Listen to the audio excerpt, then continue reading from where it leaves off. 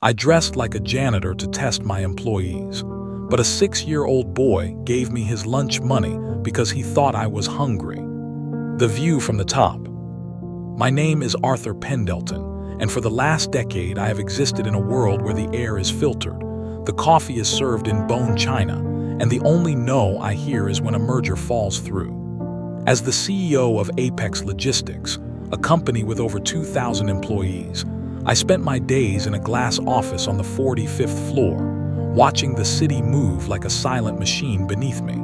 From that height, people are just data points. They are labor costs, retention statistics, and productivity metrics. I prided myself on running a tight ship. We were efficient, we were profitable, but recently the turnover rate had spiked.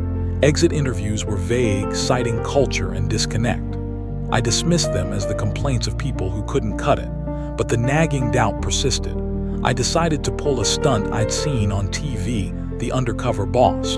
I wanted to root out the laziness I was sure was plaguing the lower levels. I wanted to prove that the system worked, and the people were the problem. I prepared to descend into my own kingdom in disguise, expecting to find incompetence. Instead, I found a mirror that shattered my ego. I didn't find the answers in a spreadsheet or a board meeting. I found them in the trembling hand of a 6-year-old boy named Leo, who saw something in me that I had long forgotten was there.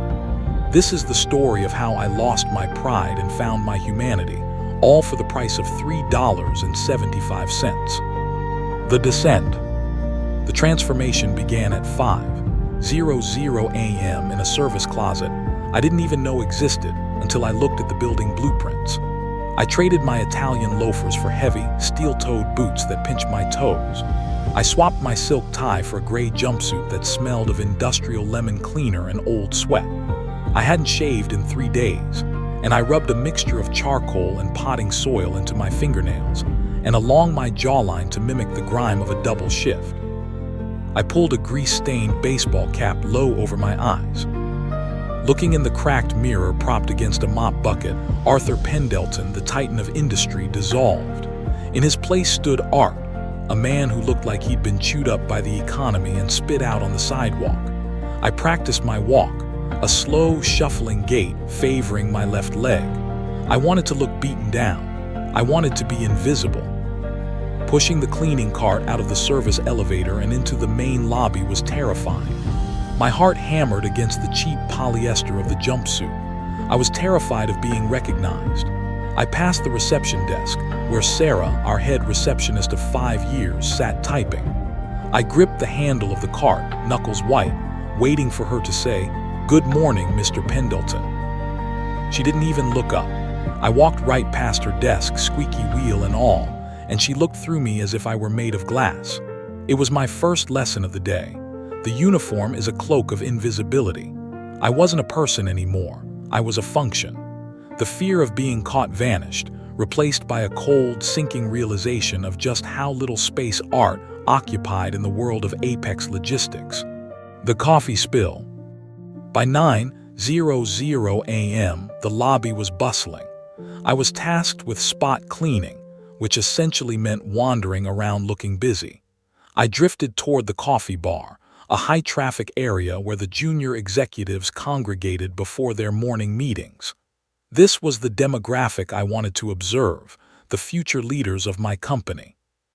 2 young men, Mark and Jason, were standing near a high-top table. I knew them. I had approved their bonuses last quarter. They were sharp, ambitious, and, as I was about to learn, entirely lacking in grace. I maneuvered my cart near them, pretending to wipe down a recycling bin. "I'm telling you, the Q3 targets are a joke," Mark said, leaning back. "Management has no clue what the market is doing." "Pendleton is probably too busy counting his stock options to care," Jason replied with a sneer. I stiffened. Hearing your name spoken with such disdain is a unique kind of pain, but what happened next was worse. Jason gestured wildly with his hands, knocking his half-full latte off the table. The cup hit the floor with a wet smack, splashing lukewarm coffee onto the polished tile and splattering the hem of my jumpsuit. Neither of them moved. They didn't apologize, they didn't grab napkins. They simply stepped back to avoid the puddle. "Hey, buddy," Jason called out, snapping his fingers in my direction without making eye contact. "Clean up on aisle 4. He laughed. Mark laughed. They turned their backs on me and walked away, continuing their conversation as if the mess had magically resolved itself. I stood there, rag in hand, staring at their retreating backs. I felt a burning heat in my chest, not the anger of a CEO, but the humiliation of a servant. I dropped to my knees to scrub the floor, realizing that to them, I wasn't a human being with feelings or a name. I was just a biological Roomba. The weight of invisibility. The morning dragged on. I cleaned glass that was already clean. I emptied trash cans that were barely full. But the physical labor wasn't the hard part. It was the psychological toll of strict social stratification. I held doors open for people who didn't say thank you. I moved out of the way of people who would have collided with me rather than deviate from their path. I overheard conversations about expensive vacations, complaints about lazy support staff, and endless corporate jargon that sounded hollow from this altitude. I began to feel a profound sense of isolation. As CEO, I was isolated by power. As art, I was isolated by irrelevance. By noon, I was exhausted. Not just tired, but soul-weary. I decided to take a break. I limped over to a sleek designer wooden bench near the revolving doors, a bench reserved for clients and VIPs. I knew I shouldn't sit there. Art shouldn't sit there. But I didn't care. I collapsed onto the edge of the bench, clasping my dirty hands between my knees and hung my head. I let out a long, shuddering sigh. I watched the world spin by through the revolving doors, suits, briefcases, heels clicking on marble. I felt smaller than I had ever felt in my life. I wondered if this was how my father felt after coming home from the mill every day, depleted, invisible, just a cog in a machine that would replace him in a heartbeat. I closed my eyes for a moment, letting the mask of the janitor slip into genuine despair. I wasn't acting anymore. I was just a sad, tired old man on a bench. The encounter. I sensed him before I saw him. The rhythm of the foot traffic changed. Someone had stopped. I opened my eyes and looked down. A pair of light-up sneakers, currently dark, stood toe-to-toe with my heavy work boots. I traced the denim jeans up to a blue superhero t-shirt, and finally, to the face of a small boy. He was about 6 years old, with messy brown hair and eyes so dark and serious they seemed to hold the weight of the world. He was clutching a red plastic lunchbox with both hands, holding it against his chest like a shield. He wasn't looking at the architecture. He wasn't looking at the security guards. He was looking directly at me. His stare was unnerving. It wasn't the dismissive glance of the executives. It was a raw, unfiltered assessment. I sat up straighter, wiping a smudge of dirt from my cheek, instantly worried. Where are his parents? Is he lost? Is security going to yell at me for bothering a child? "Hello," I rasped. My voice sounded rusty, unused. The boy didn't smile. He just tilted his head, studying the grease on my cap and the slump of my shoulders. "Are you okay?" he asked. His voice was small but clear. The question hit me like a physical blow. In 6 hours, hundreds of people had passed me. Not one had asked me that. Not one had cared to know the answer. I'm just tired, son," I lied, forcing a weak smile. "Just taking a little rest." He didn't move. He continued to scrutinize me, his eyes dropping to my stomach, then back to my face. It was as if he was trying to solve a puzzle. "The offering." The boy took a step closer, invading the invisible barrier that usually separates the rich from the poor, the clean from the dirty. He set his red lunchbox down on the bench next to me. The latch clicked loudly in the cavernous lobby as he opened it. I watched, mesmerized. Inside was a sandwich cut into triangles, a juice box, and a small bag of pretzels. But he ignored the food. Instead, he reached into the small, zippered front pocket of the lunchbox. His hand emerged clutching a crumpled fistful of currency. He carefully smoothed it out on the wood of the bench. 3 $1 bills, soft and worn, and 3/4. He gathered the money up in his small hand and held it out to me. "Here," he said. I stared at the money.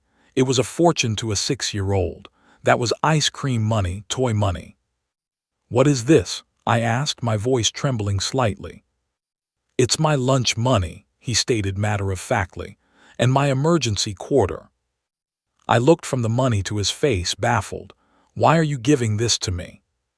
"Because you look hungry," he said. "My tummy growls when I'm hungry, and you look like your tummy hurts, and you look sad. My mom says when people are sad and hungry, we have to help them." I felt a lump form in my throat, hard and painful. This child had read my body language better than my entire executive board. He had seen the performance of the poor janitor and responded not with disgust, but with radical, immediate generosity. The rejection and the lesson. I gently pushed his hand back. "Oh no, son, I can't take your money. You need that for lunch." He shook his head stubbornly. "I have a sandwich, peanut butter. You can have that too if you want, but I already took a bite of the crust." I let out a laugh, a real, genuine laugh that startled me. "I'm okay, really. I have a job, I work here." I pointed to my cart. "My mom works here too," he said, still holding the money out. "She says money is hard right now. She cries about it sometimes in the car. Do you cry about money?" The question froze me. Do I cry about money? I possessed more money than this boy could comprehend. I had cars I didn't drive and houses I didn't visit. And yet, here was a child whose mother cried in the car over bills, trying to give me his last $3. "No," I whispered, "I don't cry about money." "Then why do you look so sad?" he pressed. "Because," I struggled for the truth, "because I think I forgot how to be a good person, and I'm just remembering now." He seemed to accept this. He put the money back in his pocket but broke off half of his sandwich and placed it on my knee. "Eat," he commanded. "It helps." I took the smashed peanut butter sandwich. It was the most valuable gift I had received in 20 years. I took a bite. It tasted like dry bread and cheap peanut butter, and it was delicious. The mother. "Leo, oh my God, Leo." The sharp voice cut through our moment. I looked up to see a woman rushing toward us. She was wearing the Apex Logistics Support Staff uniform, a blue polo and khakis. She looked frantic. This was obviously Leo's mother. She reached us and immediately grabbed Leo by the shoulder, pulling him back. Then she turned to me, her eyes wide with fear. She saw the dirty jumpsuit, the unshaven face, and the sandwich. "I am so sorry," she stammered, breathless. "I told him to wait by the security desk while I clocked out. I hope he wasn't bothering you." She didn't wait for an answer. She looked at the sandwich in my hand and then at Leo. "Leo, did you bother this man? Did you give him your lunch?" "He was hungry, Mom," Leo said. "He looked like Dad did when he lost his job." The woman's face softened and she looked at me with an expression that broke my heart. It was solidarity. She didn't see a threat. She saw a fellow struggle. "I'm sorry," she said to me, her voice gentler now. He's a good kid, he just worries." She reached into her own pocket. Are you okay? I don't have much cash, but I can get you a coffee from the break room." She was offering to help me. She, who likely made barely above minimum wage, who cried in her car, was offering to buy me a coffee. "I'm fine, ma'am," I managed to say, my voice thick. "Your son is. He's a hero. You raised a good man." She smiled, a tired, weary smile. "He's my heart. Come on, Leo, let's go." The epiphany. I watched them walk away. Leo looked back once and waved. I waved back with the hand holding the sandwich. I sat there for a long time. The lobby began to empty out as the lunch rush ended. The silence returned, but the noise in my head was deafening. I had come downstairs to test my employees. I wanted to see if they were working hard enough. I wanted to see if they were stealing time. Instead, I found Jason and Mark, high-paid executives who treated humans like trash. And I found Leo and his mother, people with almost nothing, who treated a stranger like family. The juxtaposition made me nauseous. I realized that the culture of Apex Logistics wasn't rotting from the bottom up. It was rotting from the top down. I had created a culture where the Jasons of the world thrived and the Leos of the world struggled. I had valued aggression over empathy. I had rewarded profits over people. I looked at the half-eaten sandwich in my hand. It was a tangible indictment of my leadership. I had built an empire, but I had lost my soul. I realized I couldn't go back upstairs and just be Arthur Pendleton again. Not the same Arthur. The man who came down in the elevator was dead. The man going back up had work to do. The reveal. I stood up. My limp was gone. I walked with purpose toward the elevators, not the freight elevator but the main executive lift. I pressed the button. When the doors opened, Mark and Jason were inside, heading back up to the 45th floor. They looked at me, the dirty janitor entering their space, with open disgust. Service elevator is around the back, pal," Mark said, moving to block the buttons. I didn't stop. I stepped into the elevator and turned to face the doors. 45th floor, I said clearly. "Are you deaf?" Jason snapped. "You can't be in here. This is for executives. Get out before I call security." I turned slowly to face them. I reached up and pulled the grease-stained cap off my head. I took a handkerchief from my pocket and wiped the smudge of charcoal from my cheek. I straightened my back, standing to my full 6'2" height. I fixed them with the steely gaze that had terrified board members for a decade. "I don't think security will be necessary, Jason," I said, my voice dropping into the baritone they knew well. The blood drained from Jason's face. Mark dropped his phone. Mr. Pendleton," Mark whispered, his voice squeaking. "That's right," I said, "and we have a lot to talk about regarding the garbage on the ground floor." The elevator ride was silent, suffocating, and terrifying for them. For me, it was the first time I had felt clean all day. The chain. The next hour was a whirlwind. I walked onto the executive floor still wearing the jumpsuit. My secretary gasped. I called an emergency all-hands meeting in the main auditorium. I stood on the stage looking out at the sea of faces, the suits in the front, the support staff in the back. I told them everything. I told them about the coffee spill.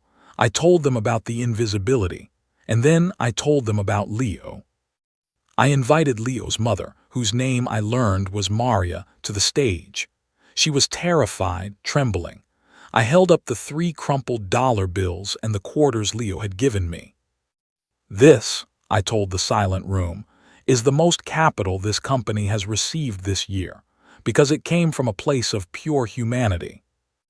I fired Jason and Mark publicly. It was harsh, perhaps, but necessary to send a message that the culture of arrogance was over. I announced an immediate 15% raise for all support and maintenance staff. I implemented a new policy.